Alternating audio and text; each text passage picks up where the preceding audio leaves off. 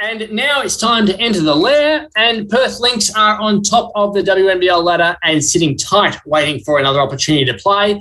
One man who has experienced a bizarre return to the national level is Lynx assistant coach and former Wildcats captain Brad Robbins. Brad, welcome to the Dribble podcast. Thank you very much for having me. Pleasure to be here. Back in Perth, out of quarantine, all these sorts of things must make you feel pretty good about life again. Yeah, I must admit it. I mean, look, it was 7 days in quarantine, so it could have been worse than what it was, but there's only so many NBA games you can watch. There's only so much Netflix you can watch. There's only so much work you can do before you're going bonkers. So I'm very, very happy to be out now and see the family and see some friends and back into a bit of normality. So were you able to train with the girls who were trying to get on court last week just to get out of the house, or was there some restrictions around the coaching side of things as well? No, well, we're all under the same quarantine rules, so we were able to get in between specific times, and we were able to have team practices with the girls. But then, obviously, we're straight back into protocol. We're straight back into our home isolation or home quarantine. So how are you handling Sammy and Darcy at the moment, given they're on a different timeline to what you guys are? And do they come in before you, or do they come in after you, or on different days? What's the setup? They've currently been coming in after us. So typically everybody else is out. The main group's already out the door before they come in.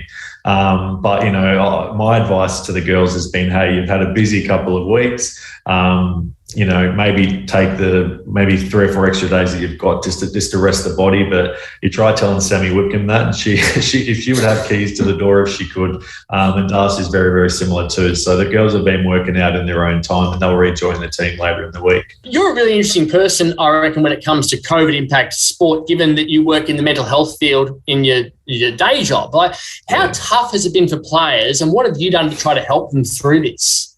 The toughest thing, and I can speak from my own experience as well, is to on top of the isolation, you feel isolated yourself, potentially from within, and I know I certainly do. So my advice has been to keep active, keep busy, get yourself into a routine. I was speaking to a couple of the Wildcats guys, and they've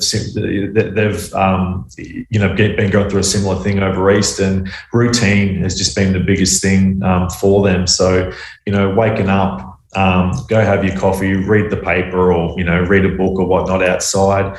Make sure you get in some exercise, off to training if you're able to do that. Back into the quarantine, making sure you're catching up with people, making sure you're talking to people, just to feel so that you're not, sitting on the couch watching Netflix and almost have that isolation on top of isolation.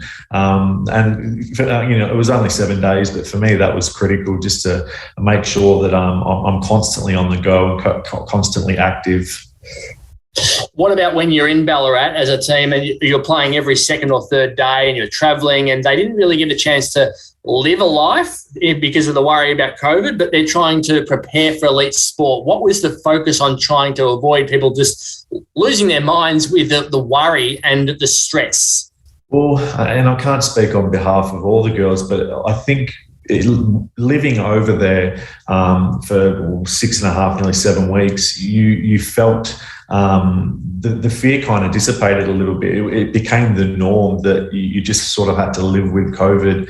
And I think that's a little bit different than living over here. I feel like at times, I know I certainly felt it before we left, that you kind of live in fear because we're in this little bubble. Whereas when, we're over East and you're in Victoria and it's just riddled with COVID, and obviously everybody's getting back to normal and trying to live through this thing, I've almost had that a little bit of confidence in myself, just that this is the way life has to be, and not to dwell on it, and I mean, what can you do other than just keep moving forward with life and your everyday, actions? Now, when you look back, it's been almost 10 years since you finished playing.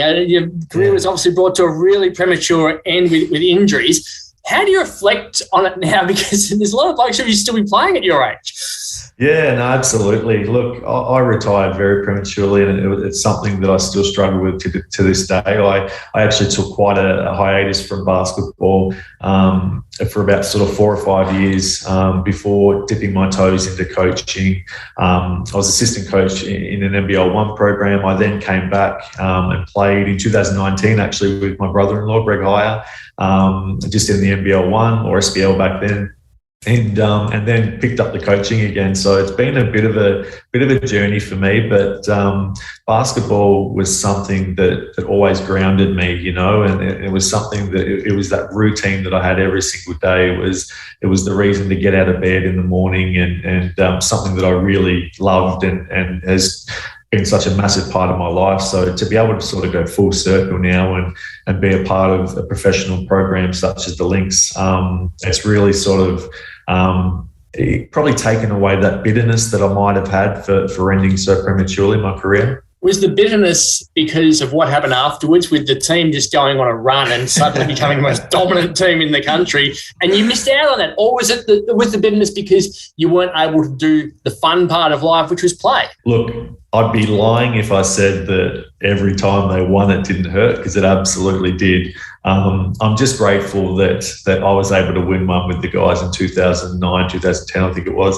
But no, absolutely. But on the same, you know, all jokes aside, these are my brothers. I'm really close with a lot of the guys that went through, your Jesse Wagstaffs, your Damien Martins, your Greg Hires. So I was obviously over the moon for those guys, and I still like to think that I had somewhat, you know, something to do with the culture of the place, and as do your Vlahovs, your Fishers, your Ricky Graces, etc., your Paul Rogers. You know, that culture is such a strong culture embedded at the Wildcats, and I'd like to have, I think, you know, I have a little bit of peace that I potentially had something to do with that as well. So it's not all bitterness, but look, if I could do my time again, obviously I would love to be playing and to be able to get on court and you know, Jesse Wagstaff just played his 401 was it games, and yeah, absolutely would love to be on that side of the fence too. You have transitioned now towards coaching, and it started at SBL, NBL 1 West sort of level as an assistant. Now you're doing the assistant work under Ryan Petrick. How much enjoyment have you taken from this pathway and the way it can take you into a different part of basketball? Yeah, it's such a different way to look at the game. As a player, for me anyway, you kind of feel your way through the game, and you know when guys aren't getting touches, and you kind of know, well, this offense has been working the last couple of times down the floor, or maybe we need to mix up the defense. And it's all from a feeling perspective, whereas a coach is so analytical, and you've really, really got to know your X's and O's, and you've got to see the floor a lot differently. You see the floor from the sideline, basically, as opposed to obviously being on the floor. I've felt at times as a coach being on the sideline, you feel a little bit disconnected in that you can't come on and impact a game the same way you would if you were playing. You know, you can't dive on a loose ball. You can't go up and get a stop. You can't make a big three. You've really, really got to put, I think, I have a lot of faith in the players on the floor, and you've really just got to give them the reins and say, here, this is the game plan, and you girls go out there and you do it.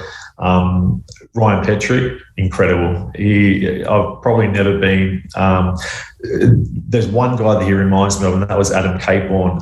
Adam Capeborn, he's now over in the States. He had this incredible ability to be playing, and he would see both sides of the floor. He would see it as a coach, and he would see it as a point guard.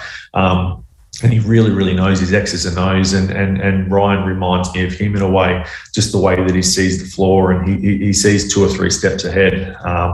And, you know, often we'll go to the middle of the court and he's like, what do you got for me? And I'm like, I don't know, I've got nothing. He's like, yeah, well, I've got this.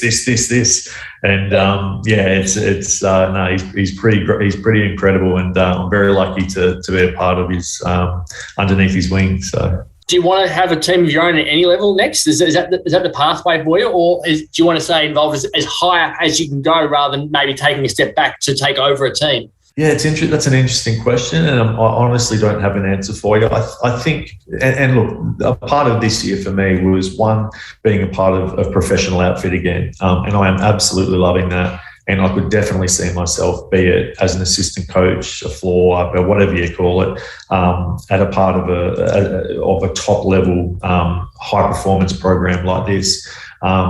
Whether I want to take the reins myself, not too sure yet. But I did say to myself that if I can get through this year and still have that same drive and still have that same passion, then I absolutely would want to take over a team one day. And I can tell you, I've been away 7.5 weeks. I'm now back. It's been a lot of ups and downs over the course of this season. And I'm still really, really keen, still really, really loving it. So I would say that, I'd be looking to take over a team, depending on the level at some stage in the future. Well, that'd be exciting, I'm sure, for everyone who got the opportunity to play under you. I think it'd be awesome. And for Lynx fans, what's going to be really awesome for you all is that there's a game coming back to the Bendat Basketball Centre really, really soon. Saturday, March 5, against the Sydney Uni Flames. First time in 2 and a bit years at a game we played for the Lynx at home. You'll have your former captain in Lauren Mansfield will be playing against you for the Flames. Ex-Lynx youngster and current Australian Opal Charlotte Hill will be also in that team. And Flames coach Shane Hill, an Aussie basketball icon, will be coming to town as well. You must be pumped about that, having that opportunity to finally play in front of your own fans. Oh, 100%.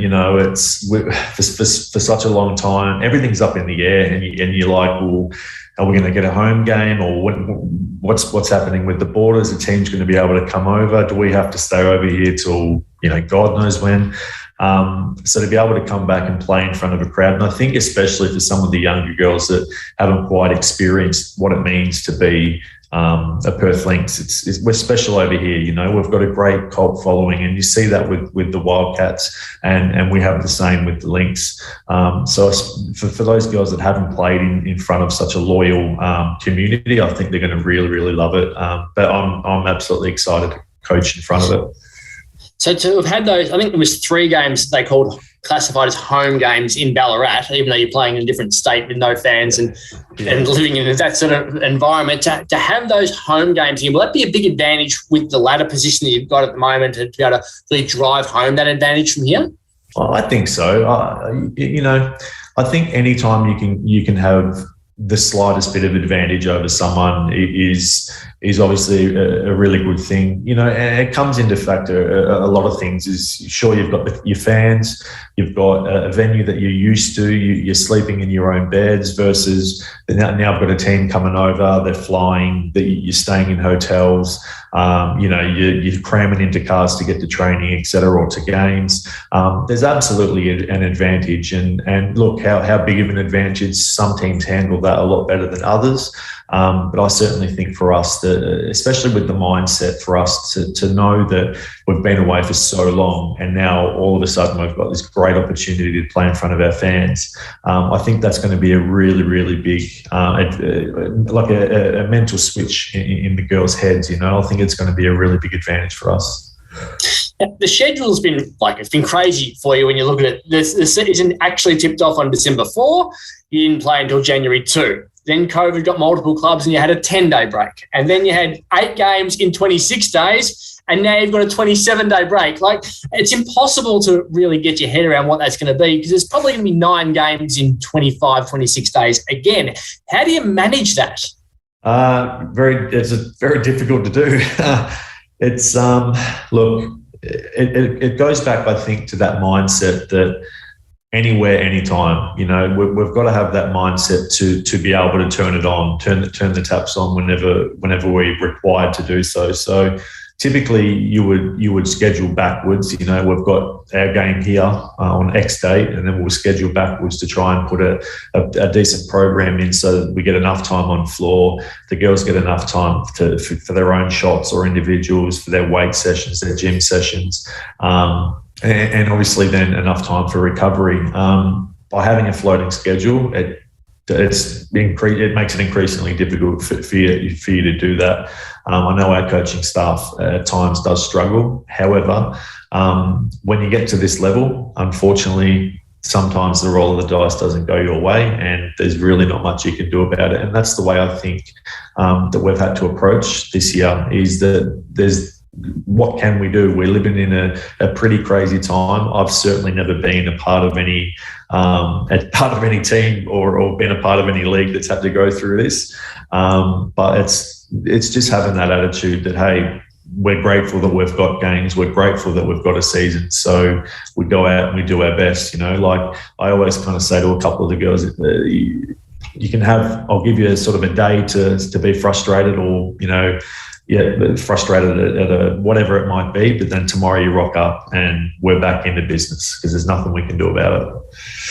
There's nothing you can do about social media either. And there was a fair bit of discussion about the non-playing of the game against Bendigo compared to Southside not playing against Canberra and them having to forfeit. And there are very different scenarios when you look at the two of them in depth. But a lot of people just looked at the two of them and went, you guys didn't have enough players. You got to have the game off. They didn't have enough players. They had to forfeit. What was your reaction to the criticism that came the way that it was handled by the league and for the clubs? Well, if I can be honest, I'm not on social media. Well, I am, but I'm not on there, if that makes sense. So I'm going to have to sit on the fence for this one. But again, it's the type of season that we're in. It's again, I've never seen anything like this in my entire time of being a part of a professional organisation or a part of a professional league. It is what it is, and we move on from it. Well, as we mentioned last week, given the lack of games, we haven't had any podcast votes for the Lynx MVP award that we have on the Dribble podcast. But so we'll just give you another update on where it sits from a month ago, which is Marina Mabry still leads on 15 votes, closely followed by Lauren Scherf on 13. Do you have an update on Marina's foot? How's she going? We don't. It's certainly above my pay grade. We don't have any idea. But you could imagine she's been in quarantine. So I would, again, don't know, but I would hope to think she's getting that looked at in the next couple of days and being able to get back with our medical staff and our medical team. And then I'm sure they'll make a decision after that. But, fingers crossed. And you had a couple of development players who couldn't travel with you to Ballarat. Yeah. I'd imagine they're now back with the group, which must excite them. Yeah, well, we're back with the full group. We gave the girls today off just to reunite with friends and family and whatnot after getting out so late yesterday. So we'll reunite with the group tomorrow morning. I've got a bit of an update with those girls that couldn't make the trip this morning, actually, and they've been here, they've been working out. And as you can imagine, they're young girls, so they're just absolutely chomping at the bit to really get back with the group and to reconnect. And it would have been a difficult time for those girls because you're kind of a part of it, but you're not kind of with it because you're not there. And obviously being on the road for 7 weeks, you become quite a tight group, and going through the adversity that you do. So look, I've got no doubt they'll fit in and they'll be super excited to get back on the floor. Hopefully they get an opportunity. It would be great for them. Now, we have a segment on the Dribble podcast called This or That. Can't sit on the fence. Got to give a genuine answer. We put this question to Nick Kay before as well. Unwritten rules in sport. They can sometimes be good. They can sometimes be bad. And we saw the issue in college basketball where the Michigan coach wasn't happy about an unwritten rule being, in his mind, broken late in the match. So what do you think? Are they good for sport or do they cause more problems than they are designed for? And we should just focus on what the actual rules are. No, I think the unwritten rules are. I think they're okay. I'm a pretty chilled guy off the court anyway. So something it's something I would probably laugh about, to be honest. But I think the unwritten rule is there for a reason and should stay. Very, very good. Well, look, thanks for your time, Brad. Really appreciate you coming on. I know it's been a hectic couple of weeks for you in Ballarat and in quarantine since you got back here, but the team's on top of the table and hopefully things continue going really well and your fans can get out to the Bendigo Basketball Centre in that March 5 game and really celebrate the opportunity to see you guys play. Beautiful. Thanks for having me on. Appreciate your time. Well, that's it for the Dribble podcast this week. Remember, keep logging on to thewest.com.au for all your basketball news and pick up your copy of The West Australian. Thanks to Samantha.rogers for her production work, as always. Thanks to Nick Kay and Brad Robbins for their time. We'll be back next week for another episode of the Dribble podcast.